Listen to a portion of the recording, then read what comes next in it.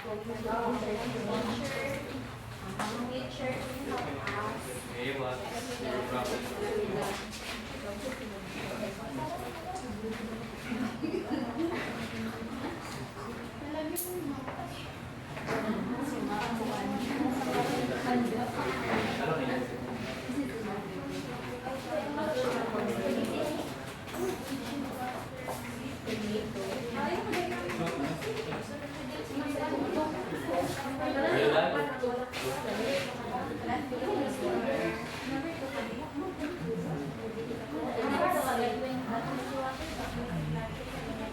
Thank you, Aya.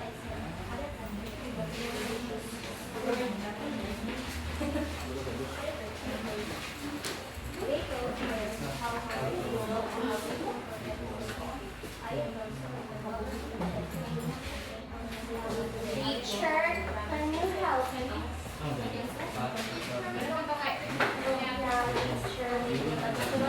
We're done, teacher. Teacher, we're done.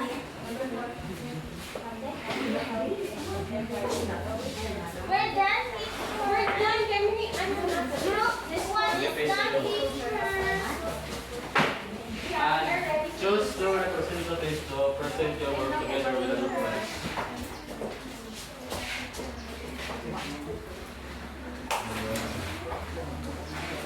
Our representative teacher is Raymond and Apple.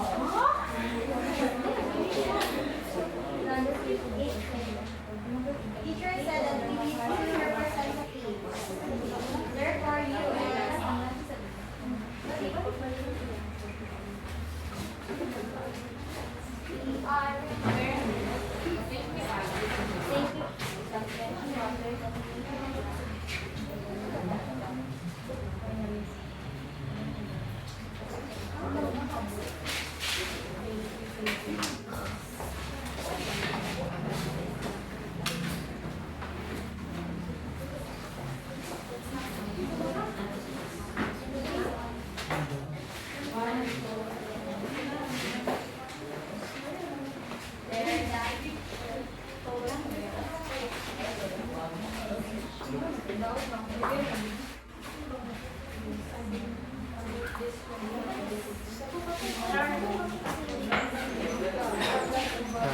We're done, teacher.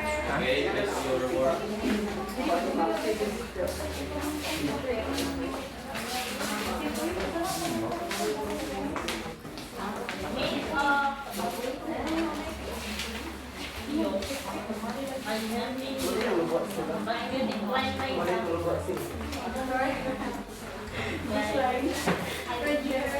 Okay, group one, where's your representative? Okay, Mojo and Group one, please come in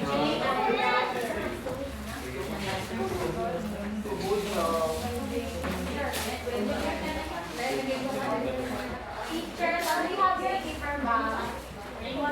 Your paper back.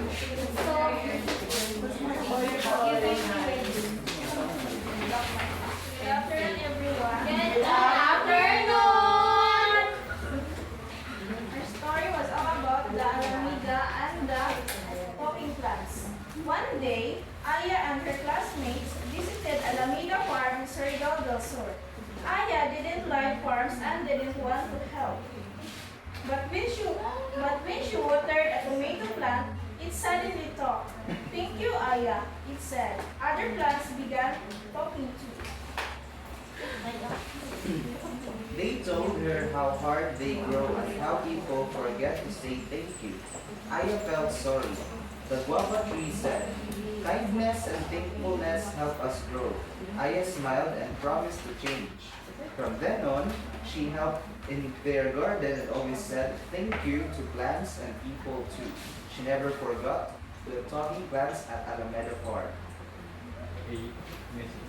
Okay, the story is all about in the Alameda Farm and it happens in Alameda Resort. Okay, the group one got correct answer and it happens in the daytime. And the group one will also get the correct answer. And the Aya, the talking plants is all about helping. It's all about kindness. It's all about helping each other.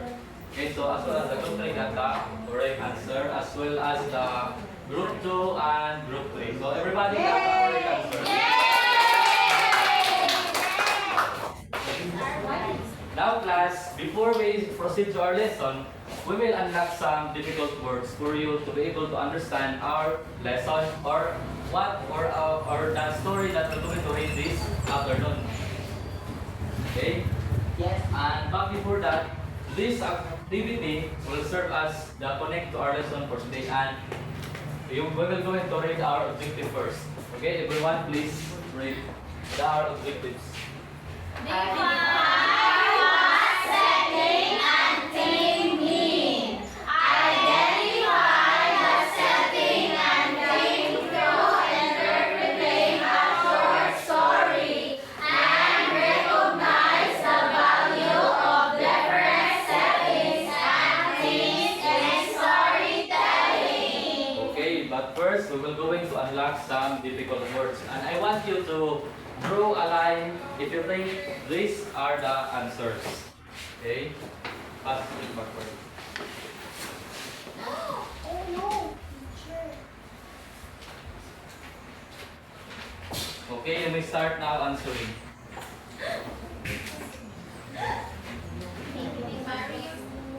No, I don't have, but I have this one. You have no ball. Man. Sure. Not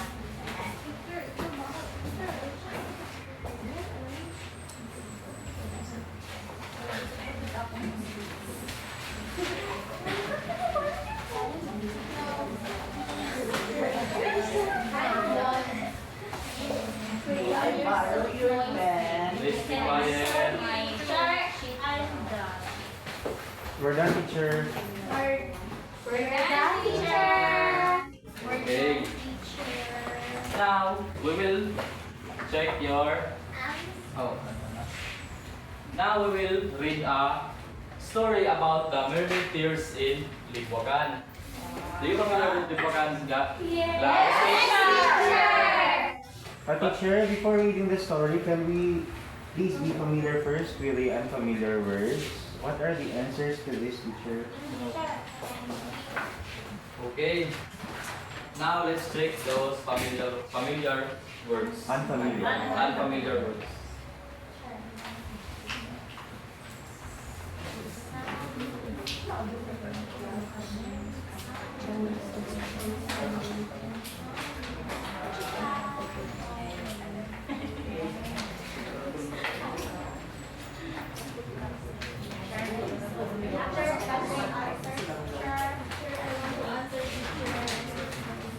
Teacher, I want to answer number 5. I want to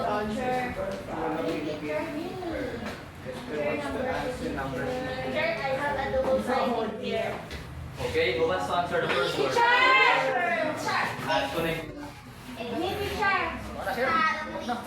Okay, how about number Wala ya? two? Nakadam din na. Teacher, I want to answer number 5. Teacher. Ah, gusto ko rin, no? Okay. Salamat yan. Number four. Teacher, I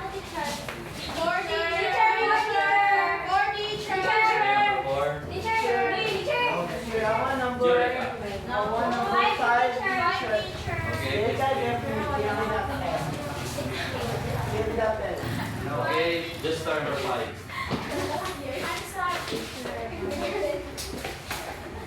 Okay. Now let's check your answer. Suddenly means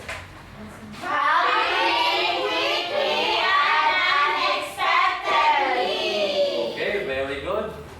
Suddenly means quick, and next is magical.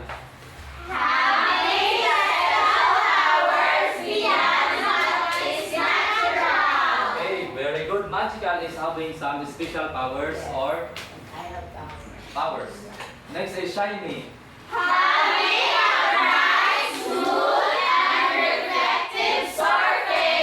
Okay, very good. Shiny is bright. And mermaid, okay.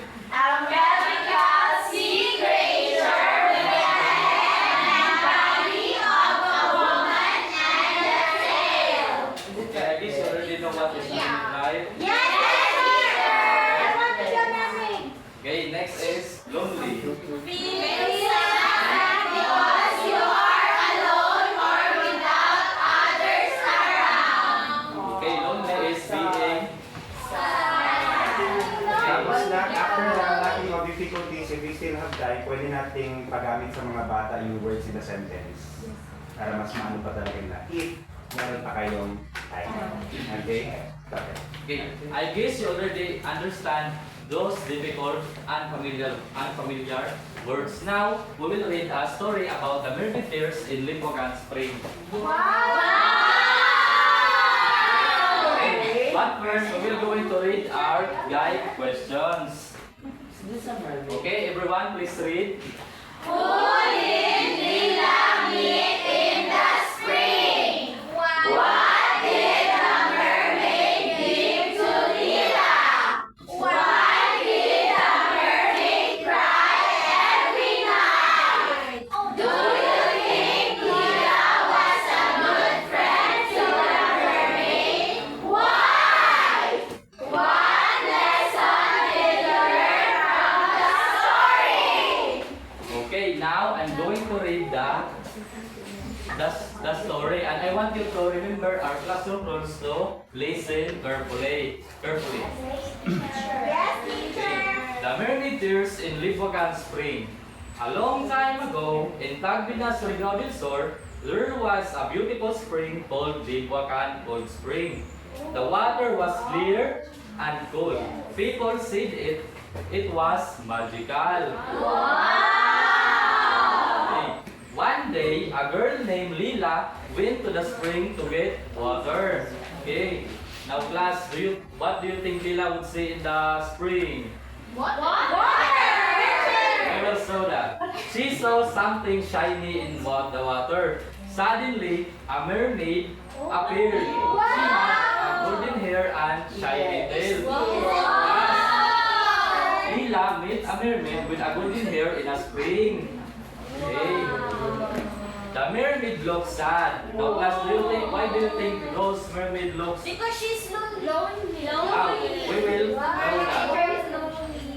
The mermaid looks sad. She said, "A big storm took my family. I cry every night. My tears fall to the spring." Lila felt sad too. Now, class, what do you think would Lila do because she saw the mermaid sad?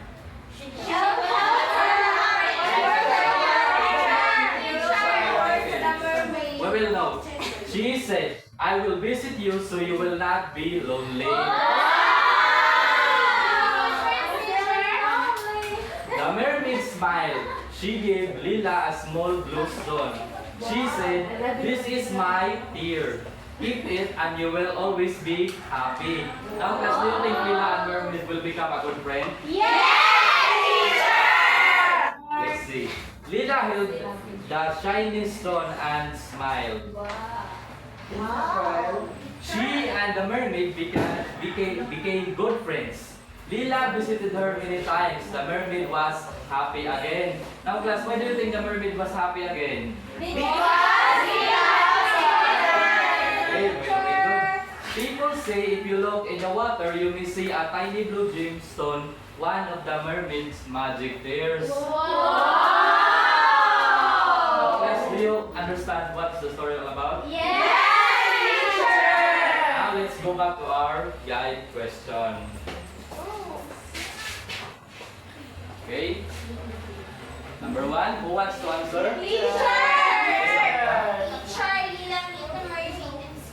Okay, very good. Lila met the mermaid in the Lipogan Spring and felt lonely and sad. Next, who wants to answer number 2 question? Yes, Marika?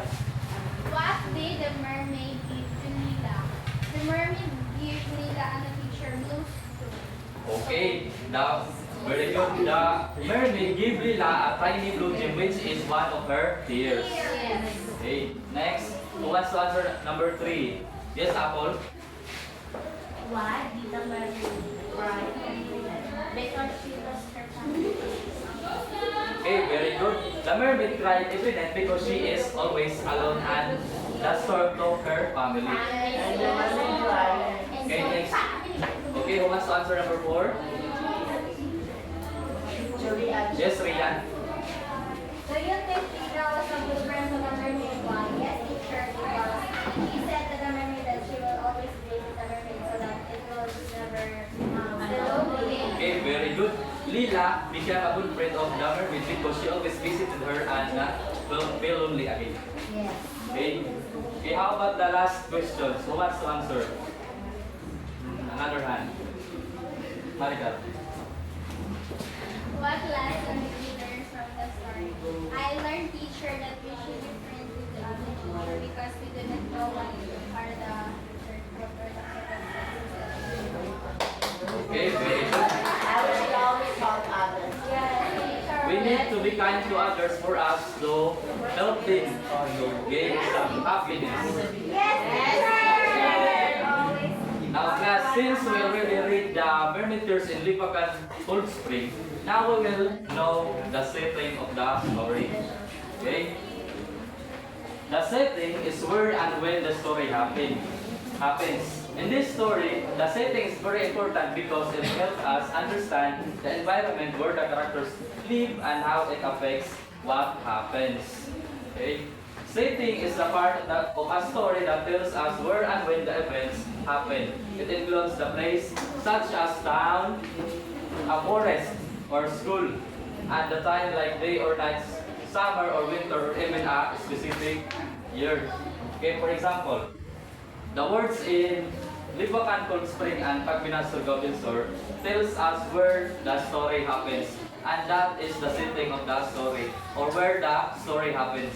Or they show that the story takes place at a beautiful spring in the Philippines. These are important clue about identifying the setting of the story. It could be a place, year, school, or even place that you will directly identify if it is a setting. Next is the theme. The theme is the main idea or message of a story. It tells us what the story is about, like love, friendship, or kindness. It's what the author wants us to learn or think about reading the story. Okay. For example, the theme of the story, like about the Lipacan, the story of the Mermaid in the Lipacan Spring. The theme of the story is that kindness and friendship can heal sadness and bring happiness. It shows Lila's kindness. So, by identifying the theme, we need to really understand what is the story all about. Because we don't say if the theme is not just like a word, it could be a form in a sentence. Like this. The theme of the story is that kindness and friendship can heal sadness and bring happiness. Those are the theme of the story, not just friendship and happiness. Not the theme. It could be a form in a sentence. Do you understand, class? Okay. Now, since you already understand what is setting and theme, now we will read a short story. After that, I will ask where is the setting and what is the theme. Do you understand, class? Okay. Now, everyone, please read. In the behalf of Panorama, people believe that the beautiful sunsets were the spirits of their ancestors watching over them. A boy named Mark asked his grandmother why the sunsets were so special. She told him the spirits came to guide and protect them. One evening, Mark climbed up the hill to see the sunset. As the sun set, he felt a warm breeze and heard whispers as if the spirits were near. From then on, Mark always tried to be kind, remembering the spirits' lesson. Okay, do you understand what is the story? Okay, where is the setting of the story? Okay? Okay, the setting of the story is the town of Panaraga. Next is, what is the name of the story? Okay, who wants to answer? Apple. Teacher, the theme of the story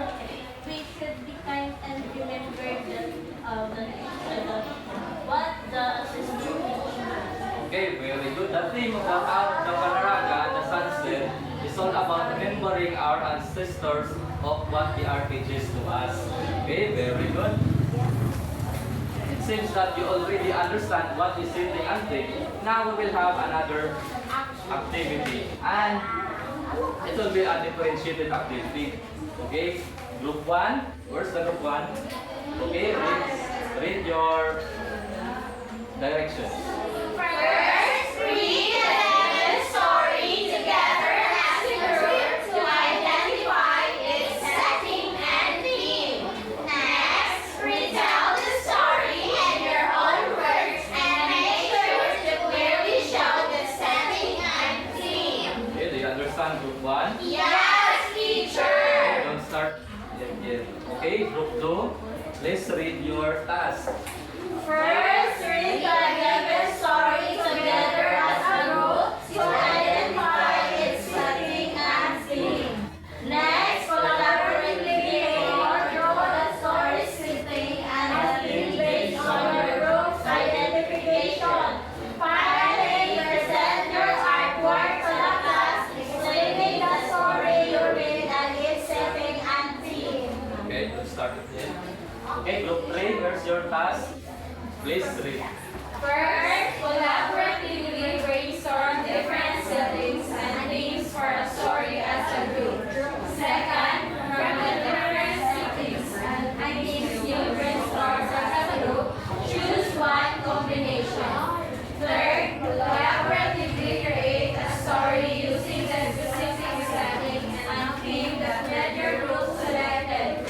Fourth, present your group story to the class, clearly highlighting its setting and theme.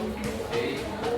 Okay, class, do you understand what you're going to do? Yes, teacher! And you will be graded in our scoring rubric. And I will give you only 5 minutes to finish your task. You may start now. We're done, teacher. Okay, we're done. Next time. Okay. Now, we will have another activity. Okay, with the same group, we read the direction 1 to 3. Think of a personal experience you had. Identify the setting and theme of that experience. Then be ready to share it with the class, clearly highlighting its setting and theme. Okay, do you understand, class? Yes, teacher! It will be also scored based on our rubrics. Okay? Done, teacher. Okay. Now, class, why do you think it is important to know the setting and theme? Okay, Raymond. It is important for us to know the setting and theme, teacher, for us to know whether the story happens and also the theme in order for us to know the lesson result. Okay, very good. Knowing those setting and theme, we can understand the story deeper because we can know the setting and theme. Now, class, who can tell me what is setting or what do you mean by setting? Okay, Romilin. It is in the story that it is the location where the story happens. Okay, setting is where the story happens or when. Okay, how about the theme? What do you mean by theme? Yes, Ryan? Teacher, the theme is the main issue of the story. Okay, very good. That theme is the main idea or what the story trying to tell us about or what is the story all about. That is the theme. Okay, class, do you think it is important to know the setting and theme for us to understand the story? Yes, Okay, teacher. why? Who wants to answer?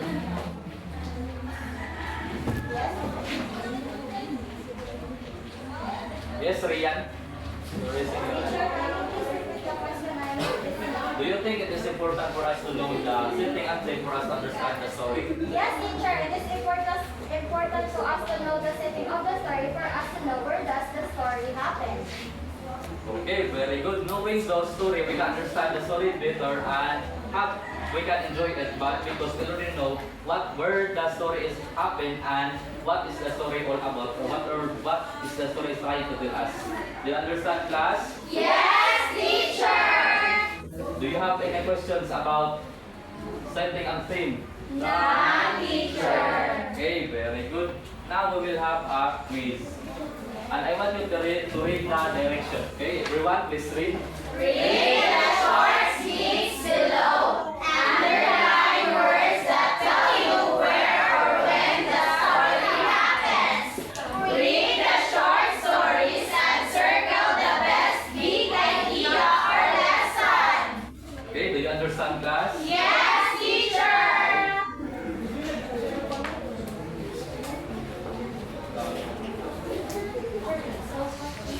We're done. We're done, teacher. Okay, who wants to answer item number 1? Okay, raise your right hand if you want to answer. Yes, Rosalie.